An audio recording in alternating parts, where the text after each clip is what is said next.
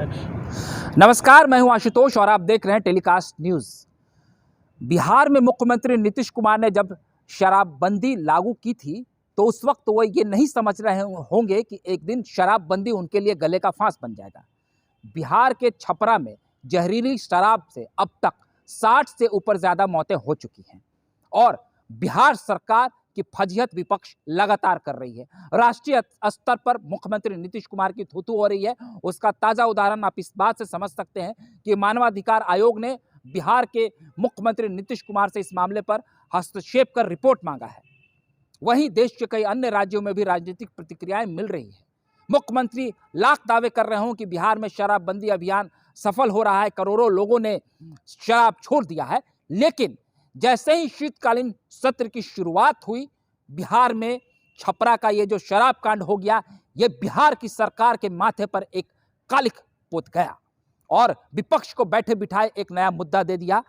इसी के कारण जब नेता प्रतिपक्ष विजय सिन्हा ने तीखे सवाल दागे तो नीतीश कुमार पूरे तरह से उबाल में आ गए। नीतीश कुमार का ये रौद्र रूप शायद उनकी किसी दुखती रथ पर कोई नमक रगड़ गया हो।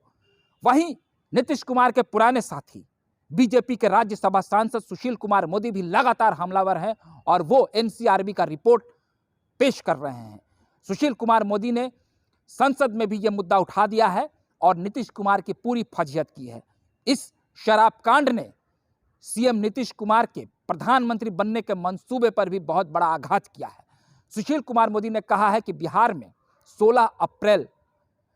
1 अप्रैल 2016 जब से शराबबंदी अभियान शुरू हुआ है, तब से लेकर अब तक जहरीली शराब पीने से हजारों लोगों की जानें गई हैं। उन्होंने इस बात का भी आंकड़ा पेश किया कि शुरुआती दौर में जहरीली शराब से जो मौत हुआ है और जिस वक्त बीजेपी सत्ता में थी उस वक्त बीजेपी की क्या रोल थी और उस वक्त जो जहरीली शराबों से जो मौत हुई है उसमें उन्होंने अपने सरकार का बचाव पक्ष भी रखा है कि उस दौरान जब बीजेपी और जदयू एक साथ गठबंधन में थी तो मौतें कम हुई थी। आप ये बात समझ लीजिए कि जब बिहार में महागठबंधन की सरकार थी तब शराबबंदी अभियान लागू किया गया और इस वक्त भी नीतीश कुमार अब महागठबंधन के साथ खड़े हैं और जहरीली शराब से इतने लोगों की संदिग्ध मौत हो गई है। वहीं सिवान से भी घटनाएं आई हैं, वहां भी 4 लोगों की मौत आज संदिग्ध अवस्था में हो गई है। पूरी तरह से बिहार के प्रशासनिक महकमे में एक हलचल मची हुई है, पूरी सरकार में खलबली है। यहां तक कि सरकार के साथ खड़ी हुई कुछ गठबंधन की पार्टियां भी विरोध करने लगी। तो आज सदन में नीतीश कुमार की बौखलाहट उनके प्रति भी दिखी और उन्होंने उन्हें सदन के पटल पर ही समझाया है। ये जो पूरा मसला हुआ है ये निश्चित तौर पर मानवीय संवेदना को झकझोर रहा है। 60 से ऊपर गरीब परिवारों के इस दर्द को नीतीश कुमार नहीं समझ रहे हैं। वो अपनी आइडियोलॉजी पेश कर रहे हैं और वो सीधे तौर पर कह रहे हैं कि जहरीली शराब पीने से जिन लोगों की मौत हुई, उन्होंने जो शब्द संबोधित किया, उन्होंने कहा गंदा शराब पीने से जो मौतें हुई हैं इस पर सरकार कोई संवेदना व्यक्त नहीं करती है और हम किसी तरह का मुआवजा नहीं देंगे। ये बिहार में शराबबंदी है और यहाँ शराब पीना एक जुर्म है और उन्होंने सीधे तौर पर यह कहा जो उनका आजकल जुमला बन गया, पियोगे तो मरोगे। इन्होंने कल भी बोला और आज भी बोला। इस बयान के बाद उनकी काफी फजीहत भी हुई है, लेकिन नीतीश कुमार भी पीछे नहीं हटे। उन्होंने कहा कि पियोगे तो मरोगे और हम किसी भी कीमत पर शराबबंदी अभियान को वापस नहीं लेंगे। बीजेपी के कई बड़े नेता विजय सिन्हा, सम्राट चौधरी, सुशील मोदी, गिरिराज सिंह, तमाम लोगों ने नीतीश कुमार को शराबबंदी अभियान को लेकर समीक्षा करने की बात कही है और नीतीश कुमार को आड़े हाथों लिया है, उन्हें घेरा है। वहीं तेजस्वी प्रसाद यादव, बिहार के डिप्टी सीएम, भी जब मीडिया के सामने आए हैं तो उन्होंने भी अपनी बौखलाहट जाहिर की। उन्होंने मीडिया पर तीखे सवाल डाले और उन्होंने कहा कि बिहार से बाहर कई ऐसे राज्य हैं जो बीजेपी शासित प्रदेश है। मध्य प्रदेश का उन्होंने खासकर जिक्र किया, यूपी और गुजरात, वहां भी जहरीली शराब पीने से लोगों की मौत होती है। कई ऐसे राज्य भी हैं जहां पर शराब बैन नहीं है लेकिन वहां भी जहरीली शराबों से मौत होती है।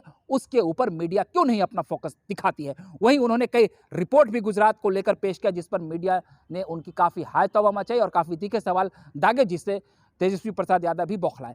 नीतीश कुमार ने भी सदन में ये बातें रखी हैं कि जिस तरीके से मोरबी में अभी पुल हादसा हुआ उसे मीडिया में तवज्जो नहीं दिया गया, लेकिन जब बंगाल में पुल हादसा हुआ था तो उसे मीडिया ने खूब सुर्खियां बनाई थी। उसी तरह से बिहार में जो शराब बैन है, तो जहरीली शराब पीने से जो ये मौतें हुई हैं, इस पर उन्होंने कई सवाल दागे और कहा कि बीजेपी के इशारे पर ये चीजें चल रही हैं।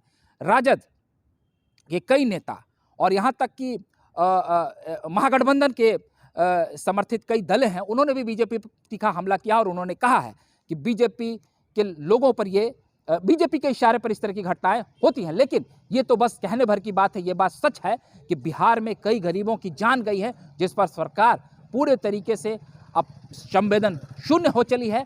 और ये नीतीश कुमार के लिए बहुत बड़ी फजीहत है। कभी कभी नीतीश कुमार इस पूरे मामले पर ऐसा भी कहते सुने गए, उन्होंने कहा कि अगर इतनी ही दिक्कत है तो सब लोग मिलकर एक बार बात कर लीजिए। कहीं ना कहीं नीतीश कुमार को ऐसा लग रहा है कि मैंने जो फैसला लिया उस फैसले से मुझे पीछे नहीं हटना है। और वो बार बार ये कह रहे थे कि क्या शराब पीना कोई अच्छी बात है। बापू भी कहते थे, इसका विरोध करते थे। तो वो अपने इस शराबबंदी अभियान पर पूरी तरह से कायम है। अब एक बात आप समझ लीजिए बहुत संक्षिप्त में कि क्या शराबबंदी गुजरात में भी जो है तो पूर्ण शराबबंदी नहीं है, वहां पर एक नियम है और उस नियमावली के तहत शराबबंदी की गई है। ये पूरे तरीके से एक जो नियम है और जिस तरीके से बिहार में शराबबंदी लागू किया गया है, पूरी तरीके से ये योजना सरकार की विफल रही है। कई मौकों पर आप देखते हैं कि कार्टून के कार्टून शराब, ट्रक के ट्रक शराब पकड़े जाते हैं और कई पुलिस वाले भी नपते रहते हैं। अगर आपने शराबबंदी की है तो उसका खामियाजा बिहार सरकार को रेवेन्यू के तौर पर भी भुगतना पड़ रहा है। और कई बड़े आयोजन वैसे राज्यों में नहीं होते हैं जहां पर शराब बैन होता है। शराब को लेकर कई बड़े बड़े उद्योगपति भी बिहार में अपने कल कारखाने को या किसी तरह के निवेश को लेकर के पीछे हटते हैं। हालांकि हम अपने चैनल के माध्यम से ये बिल्कुल नहीं कहना चाहते हैं कि बिहार में शराब जो बंदी है उसे हटा देना चाहिए, मगर ये राजनेताओं को सोचना होगा कि इसमें बीच का रास्ता क्या निकाला जा सकता है। और जिन मासूमों की जान गई है, सरकार आखिर इतनी संवेदना शून्य होकर जो बयान दे रही है वो इनके लिए क्या करेगी। अगर आपको हमारा ये वीडियो अच्छा लगा हो तो कृपया कर लाइक, सब्सक्राइब और शेयर कर दें। अगली बार हम फिर नए वीडियो के साथ हाजिर रहेंगे। आप हमारे चैनल के साथ बने रहिए। धन्यवाद।